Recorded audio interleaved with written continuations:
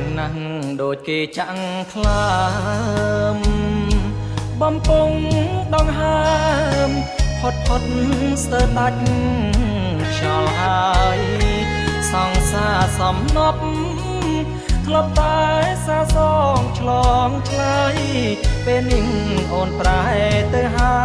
យប្រែដូចក្រឡាប់ផែដីដំណឹងពិឃាតស្ដាប់ហើយស្ទើរសូនគេប្រាប់ថាអូនមានកូនជាមួយអ្នកថ្មីអូនព្រមរៀបការព្រោះតែមានកូនក្នុងផ្ទៃបងគួរអាណិតដល់ស្រីឬគួរដៀលឲ្យខ្មាំងគេឡើងរត់យន្តហើយទៅ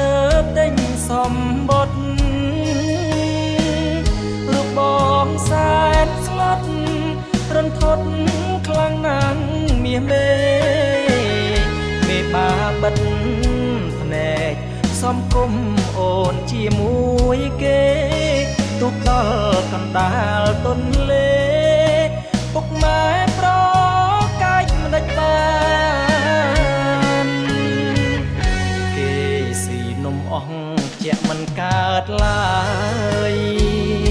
ខ្មោចស្លាប់ទៅហើយតាឲ្យរស់វិញមិនដាច់បានហេតុផលយ៉ាងណាខ្ជិលដឹងនាំតែរំខានការចង់កល្យានមិនបានជូនបូនទេ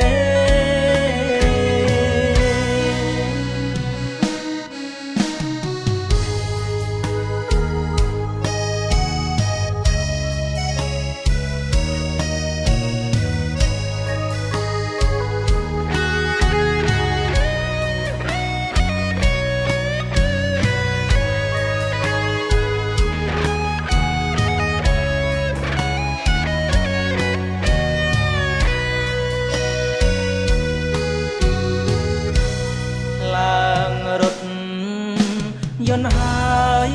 ទៅទិញសម្បត្តិរូបបងសែនស្លុតរន្ធត់ខ្លាំងណាស់មាសមេបាបិទ